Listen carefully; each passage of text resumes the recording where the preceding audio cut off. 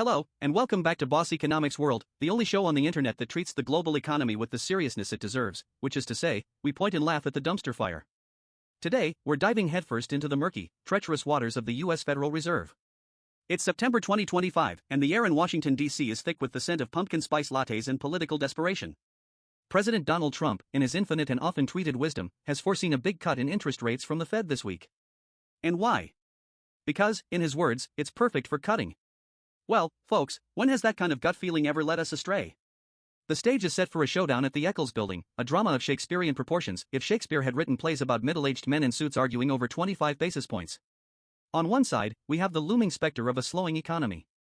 On the other, the persistent ghost of inflation that just won't die. And in the middle, we have Fed Chair Jerome Powell, a man who looks increasingly like he's trying to solve a Rubik's Cube in the middle of a hurricane. So, grab your popcorn, or perhaps something stronger, as we dissect the beautiful mess that is American monetary policy. We'll look at the data, the politics, the personalities, and the sheer, unadulterated absurdity of it all. This is the Fed's tightrope, a dance between data and demagoguery. To understand the pickle the Fed is in, you first have to appreciate the bizarre economic cocktail they're being forced to drink. It's a noxious blend of a slowing labor market and inflation that's as stubborn as a mule in a mudslide. Let's start with the jobs picture. The August jobs report was, to put it mildly, a dud. The U.S. economy managed to add a paltry 22,000 jobs. To put that in perspective, that's less than the number of people who probably auditioned for a reality TV show last month. This wasn't just a one-off blip. The Bureau of Labor Statistics, BLS, also dropped a bombshell revision, admitting they had overestimated job growth by a whopping 911,000 for the year through March 2025.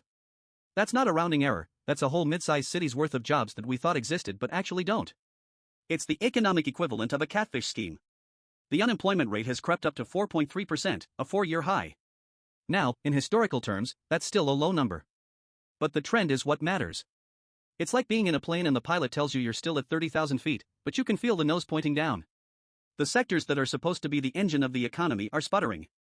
Manufacturing has shed jobs for 4 straight months, and construction is also in decline. So, with a labor market that's clearly losing steam, the textbook answer is to cut interest rates, right? Make it cheaper for businesses to borrow, invest, and hire. Simple. But hold on, because here comes the other ingredient in our toxic cocktail, inflation. The latest Consumer Price Index, CPI, reading for August came in at a spicy 2.9%. That's well above the Fed's 2% target. And if you look at core CPI, which strips out the volatile food and energy prices, it's even higher at 3.1%. What's fanning these inflationary flames? Well, for one, President Trump's tariffs. It turns out that when you slap taxes on imported goods, the companies that import them tend to pass those costs on to consumers. Who could have possibly predicted that? The prices of everything from coffee to furniture are on the rise, directly linked to these import duties. So, the very policies designed to protect the American economy are now squeezing the American consumer. It's like trying to put out a fire with gasoline. This puts the Fed in a classic stagflationary bind. If they cut rates to boost the slowing labor market, they risk pouring fuel on the inflationary fire. If they keep rates high to fight inflation, they risk tipping the already stumbling labor market into a full-blown recession. They are, to use a technical economic term, completely and utterly screwed. Now, if this were just an economic problem, it would be complicated enough. But we're in 2025, and nothing is just about economics anymore. It's about politics, personality, and, of course, Twitter. Enter President Trump, who has been leaning on the Federal Reserve with all the subtlety of a sledgehammer. For months, he has publicly berated Jerome Powell, calling for rate cuts and even suggesting Powell should resign. This kind of public pressure on the central bank is not entirely new in American history, but the sheer volume and personal nature of it are unprecedented. The president's logic is simple: lower interest rates are good for the stock market, and a booming stock market is good for his re-election chances. The long-term consequences of inflation or financial instability are, shall we say, a problem for another day. This creates a dangerous dynamic where the institution designed to be the sober, long-term guardian of the economy is being pushed to make decisions based on short-term political cycles. This political pressure has real consequences. An AI-simulated Fed meeting recently showed that credible threats to the leadership can create a dovish drift in policy, meaning a bias towards lower rates, even without explicit orders. The Fed is supposed to be independent, a quasi-judicial body for the economy. Its governors are appointed for 14-year terms precisely to insulate them from the whims of any single administration. Yet, a recent poll showed that while 70% of Americans want the Fed to be independent, a staggering 59% of Republicans think it should be guided by what the president wants. This is a fundamental misunderstanding of the central bank's role, and it's a dangerous one.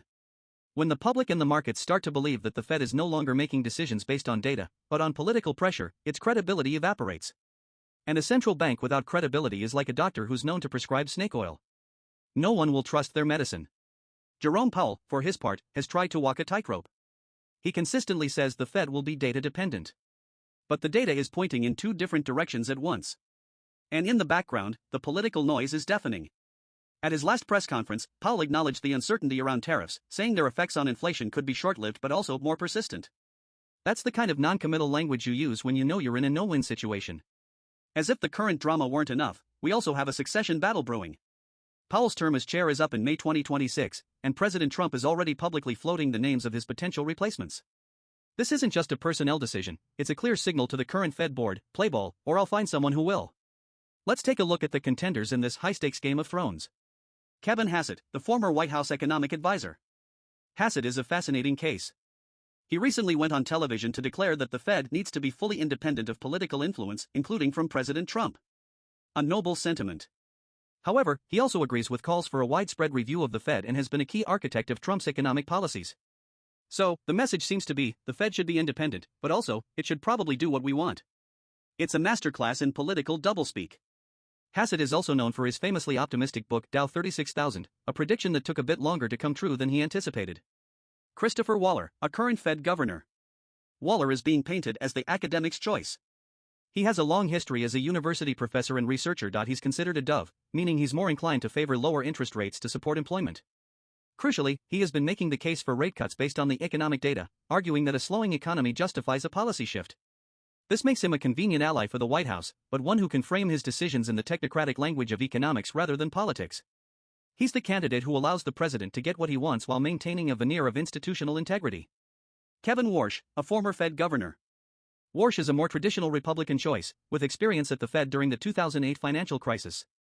His presence on the list serves as a reminder that there are other, more establishment-friendly options available, should the other candidates prove too controversial. This public auditioning process is a new and troubling development. It turns the selection of the world's most powerful central banker into a reality TV show.